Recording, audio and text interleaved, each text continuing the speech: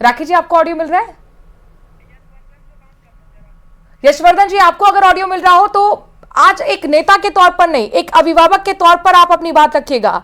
आप ये मानते हैं कि निजी स्कूलों ने पूरी तरीके से बिजनेस बनाकर रखा हुआ है, पूरी तरह से अभिभावकों को लूटने का प्लान बना के रखा हुआ है?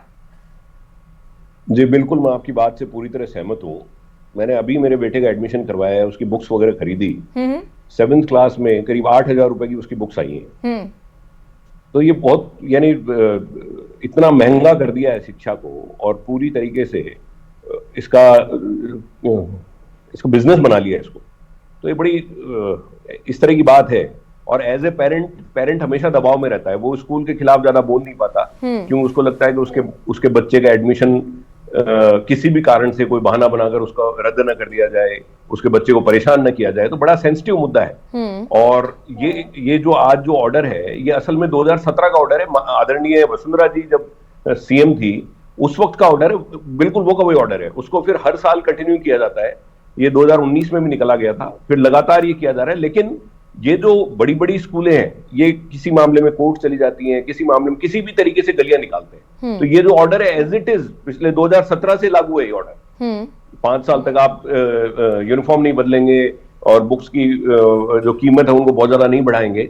लेकिन मैं नहीं, तो यशवर्धन जी, आप ये बता रहे हैं कि किसी न किसी तरीके से रास्ता निकाल लिया जाता है निजी स्कूलों की तरफ से। लेकिन 1.5 साल ही जुमा भी सरकार को आए हुए हैं ना, उससे पहले तो आपकी सरकार थी।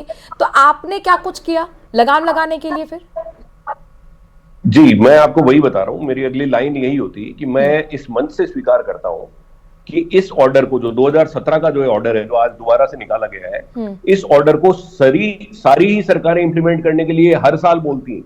लेकिन निजी स्कूल वाले कोई ना कोई तरीका निकाल कर, और चूंकि पेरेंट्स के इमोशन भी जुड़े हुए हैं, थोड़ा उनकी इनसिक्योरिटी भी है, इस कारण से वो वाया मीडिया कोई ना कोई, या तो कोई कोर्ट का ऑर्डर ले आते हैं या किसी भी तरीके से इसको बाईपास करके और इन ऑर्डर्स को इंप्लीमेंट नहीं करते हैं। तो 2017 से ऑर्डर चल रहा है, और मैं पूरी तरीके से एक जिम्मेदार विपक्ष के नाते पूरी तरह सरकार के साथ हूं कि ये ऑर्डर किसी भी तरीके से इंप्लीमेंट हो जाए, और जो लाखों जो पेरेंट्स हैं और जो बच्चे हैं उनको ये राहत मिले। अब चूंकि ये ऑर्डर तो अब अगले साल ही इंप्लीमेंट हो पाएगा, क्योंकि सारी बुक्स भी बिक चुकी हैं और यूनिफॉर्म भी बिक चुकी हैं। तो नेक्स्ट ईयर हम चाहेंगे कि ये सरकार मजबूती से इसका इंप्लीमेंटेशन करे, और हम विपक्ष के रूप में, कंस्ट्रक्टिव विपक्ष के साथ, हम पूरी तरह सरकार के साथ हैं इस मुद्दे पर। राखी राठौर जी, इंप्लीमेंट की बात यहाँ पर जब कही जा रही है तो इफेक्टिव भी तो होना चाहिए।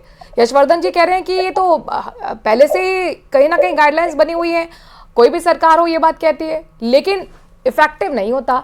तो क्या आपने इस चीज की तरफ नहीं देखा कि कैसे इसे इफेक्टिव बना जाए?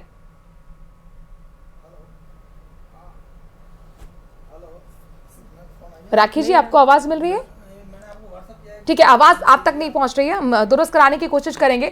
इस बीच हमारे साथ एसपी मित्तल साहब भी जुड़े हुए, विपिन शर्मा जी जुड़े हुए हैं, शिक्षक थे। विपिन शर्मा जी, आप भी बहस को सुन रहे होंगे, आप भी चूंकि शिक्षक है तो समझते होंगे कि किस तरीके से यहाँ पर सेवा की बात कही जाती है, लेकिन असल में यहाँ पर पूरा एक बिजनेस पैटर्न चल रहा है। सेल्फ रेगुलाइजेशन यहाँ पर है, रेगुलेटर कोई अथॉरिटी यहाँ पर नहीं कि किस तरीके से नजर रखी जाए कि क्या कुछ हो रहा है। यहाँ पर तो यशवर्धन जी कह रहे हैं कि बाईपास करने का रास्ता भी तरीका ढूंढ लिया गया है। क्या आपको लगता है कि जो अब इस बार गाइडलाइंस बनाई गई हैं, देर नहीं कर दी गाइडलाइंस बनाने में? अगर ये जनवरी दिसंबर में हो जाता तो बेहतर होता। सेशन तो स्टार्ट हो चुका है, 80% तो अभिभावक खरीद चुके होंगे बुक्स। शुरुआत हो जाती है और ये सारे काम उनके निमट चुके हैं, क्योंकि अब 15 अप्रैल आ चुका है। उसके बाद इस तरह के बयान मंत्री जी जारी करते हैं। अगर पहले करते तो ज्यादा श्रेयस्कर रहता, लेकिन इनके लिए इम्प्लीमेंटेशन करने के लिए एक विशेष गाइडलाइन योजना बनाई जाए कि अगर जो स्कूल इस पे नहीं चलेगा तो उसके खिलाफ कार्रवाई की जाए। अगर कुछ कार्रवाई होगी तो निश्चित रूप से ये स्कूल डरेंगे। प्राइवेट स्कूलों का पूरा एक यो माने कि क्रोक है, और वो किसी की नहीं सुनते, सरकार की भी नहीं सुनते। वो इतना बड़ा उनका बिजनेस है। तो और सबसे बड़ी बात है, गार्जियन उनकी शिकायत नहीं करते।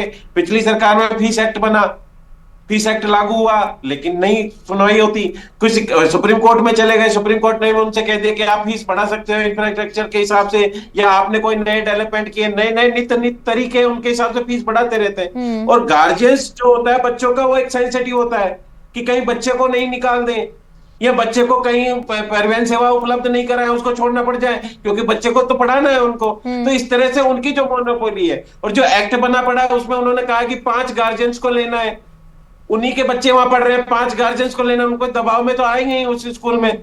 तो ये एक तरह का बहुत बड़ा एक कारोबार है, ये उद्योग है पूरा बड़ा, इसमें जूता टाई बेल्ट सब कुछ इन्वॉल्व है। तो कोई रुकने वाला नहीं है, इस गाइडलाइनों से नहीं रुकने वाला जब तक कोई कार्रवाई नहीं की जाए। सरकार अगर कार्रवाई करेगी, सरकार की ढिलाई है या क्या है सरकार को, और ये क्या पैसा उपलब्ध कराते हैं क्या है, जब तक उन पे कार्रवाई नहीं होगी तो ये ऐसे ही चलता रहेगा। इस सत्र तो निकल गया, सरकारी विभाग का जो कैलेंडर है सवेरा पंचांग, उस और ये क्यों नहीं चलते, सरकार क्यों नहीं कहती। अब 1 जुलाई को तो सरकारी स्कूलों में एडमिशन होंगे, ये 1 अप्रैल को करके बैठ गए, तो सरकार के नामांकन तो घटेंगे ही ना।